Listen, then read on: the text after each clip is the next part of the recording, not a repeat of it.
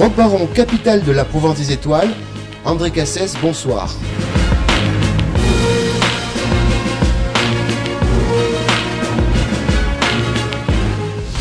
André Cassès, comment est né ce festival? C'est toute une légende, on va dire, pratiquement. C'est des rencontres à la fois inespérées, fortuites, avec des responsables de la municipalité de Roquebaron, des passionnés, et puis un ciel absolument unique sur toute la région, qui était encore préservé de la pollution lumineuse. Et c'est pour cette raison que nous avons installé l'Observatoire astronomique de Roquebaron, qui est devenu le centre d'astronomie populaire de Toulon, de sa région, et une des plus importantes, bien entendu, de France, puisque nous avons aussi installé ici la plus grande lunette moderne de France.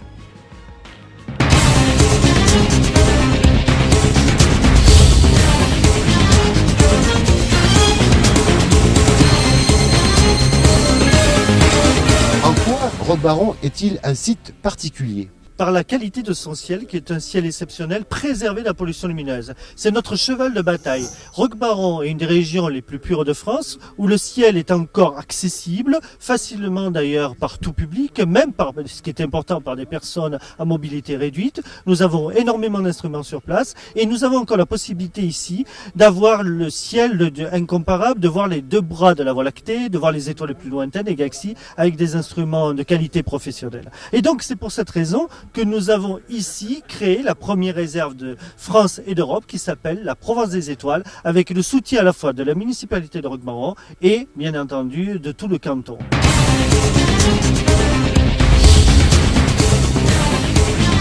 André, n'oublions pas de remercier la municipalité pour la participation, laquelle?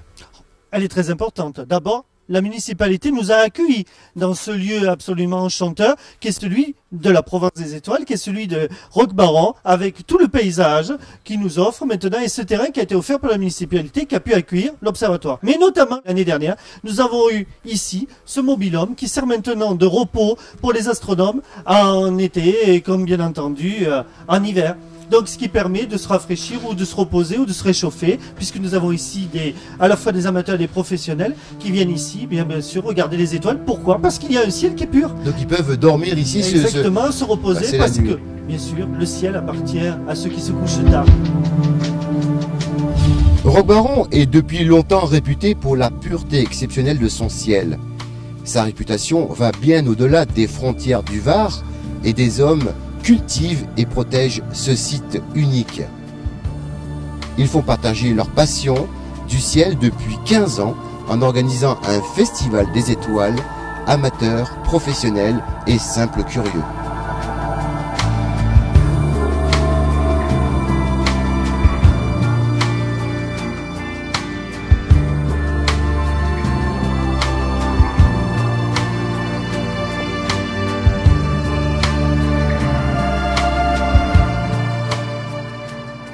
André, quelques explications sur ces lunettes astronomiques. Alors celle-ci, qui est à côté de vous, est artisanale.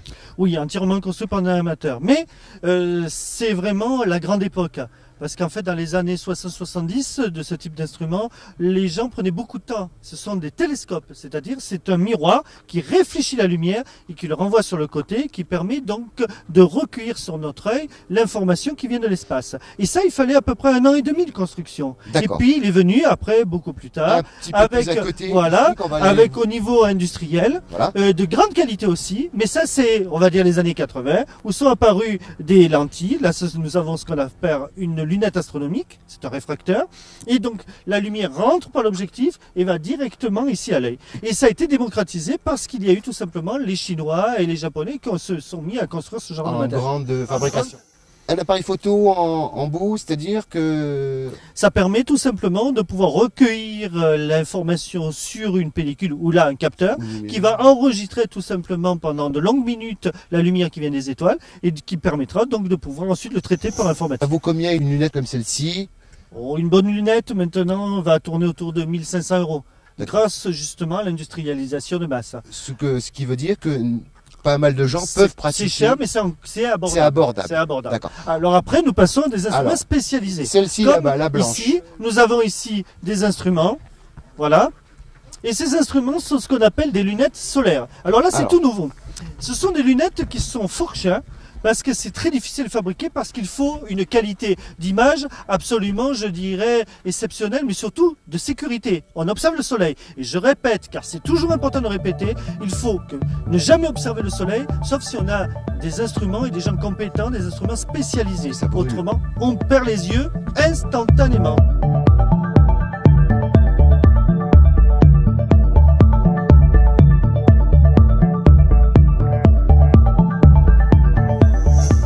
À Roquebaron, on a quelle qualité de professionnel ou d'amateur? Ils regardent plus le soleil ou plus les étoiles? Alors, on a les deux. C'est partagé. On a des passionnés qui ont ce type d'instrument qui permet notamment aussi pour les scolaires, parce qu'on reçoit aussi les scolaires. Et d'ailleurs, ceux qui veulent venir nous trouver peuvent prendre rendez-vous. C'est très intéressant. Aux grands comme aux petits, cette passion-là. C'est fantastique. Il faut savoir que l'astronomie est la mère de toutes les sciences. Imaginez maintenant que lorsqu'on regarde ce soir, par exemple, et qu'on reviendrait même 2000 ans en arrière, nous voyons le même ciel que les Gaulois. Donc s'il y avait nos ancêtres, nos lointains ancêtres, qui étaient là, avec leurs enfants, peut-être leurs troupeaux comme le chevrier ici, mais tout simplement, il aurait exactement ce soir le même ciel que nous. Donc vous voyez, le ciel unit les générations, quasiment même les civilisations. Quelque chose d'universel. Alors, pourquoi des dômes? Expliquez un peu aux téléspectateurs. Les dômes ou les coupoles permettent avant tout de protéger l'instrument, de le sécuriser, mais en même temps de protéger aussi l'astronome. Et donc nous avons ici des types d'instruments totalement différents de ce que vous avez vu précédemment. Ces instruments sont tout nouveaux qu'on appelle les Schmidt-Cassegrain, c'est-à-dire catadioptriques, qui ont permis d'avoir une très forte puissance, alors qu'avant c'était impensable, pour avoir la même puissance d'un télescope qui avait le même diamètre. Avec une réduit. Voilà, mais on a le même diamètre.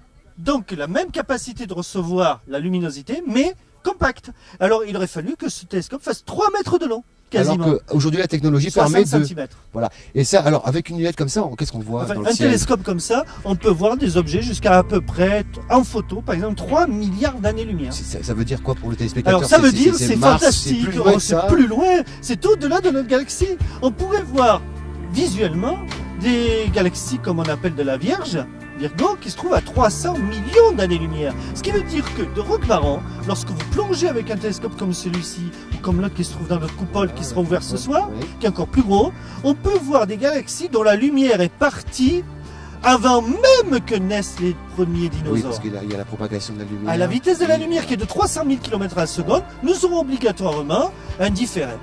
Le site de l'observatoire est ouvert 365 jours pour permettre à tout le monde d'accéder aux étoiles. C'est un centre d'astronomie populaire et un seul de ce type-là en France, avec bien sûr la Société astronomique de France. Alors, donc l'association Cassiopée de Roquebaron, un site internet, donc il suffit de prendre contact avec vous pour une visite, une découverte qui dure à peu près 2-3 heures, toute l'année. Toute l'année, il suffit de nous appeler. On a un site observatoire-roquebaron.com et vous aurez toutes les informations. Donc c'est du sur-mesure. C'est sur mesure, mais en même temps, que ce soit pour des classes, que ce soit pour des individuels, que ce soit pour des groupes, des familles, et tout le monde, et même les personnes à mobilité réduite. Pour finir, nous allons découvrir quelque chose de nouveau cette année. Nous avons des spectacles, des grands spectacles, avant même les observations qui vont durer jusqu'à 5 heures du matin. Et ce soir, nous avons un grand écran, un écran géant, qui va permettre d'avoir une projection en 3D avec des lunettes spéciales qui seront fournies et qui permettront, avec un spécialiste qui vient, un astrophysicien de Belgique, de plonger au cœur des mystères du cosmos, et tout cela en relief.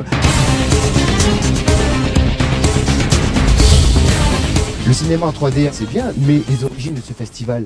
Alors ce festival remonte à plus de 15 ans. André Cassès m'a été présenté par un administré qui était un adepte des étoiles. Oui. Et il m'a dit, pourquoi on ne ferait pas une observation des étoiles sur Roquebaron? Alors je dis, ben oui, pourquoi pas? Et on est venu à faire le premier festival sur le terrain de foot qui est à côté, en plein air, avec un écran géant où il y a eu la présentation de la Lune sur écran géant. Ça permettait de voir moins de personnes à faire la queue au télescope. Ah, et tout le monde regardait sur l'écran géant. Donc il y a 15 ans de ça? Il y a 15 ans de ça. Donc, déjà une première. Il y a déjà eu une première. Maintenant, nous en sommes à la 15e. Et la 15e nous apporte beaucoup de communes adhérentes, puisque les premières communes qui nous ont rejoints remontent à un peu plus de 5 ans. Et l'année dernière, nous avons reçu la première étoile du ciel étoilé. Pourquoi? Parce que, bon, justement, toutes les communes environnantes se sont aperçues qu'on prenait défense de notre ciel.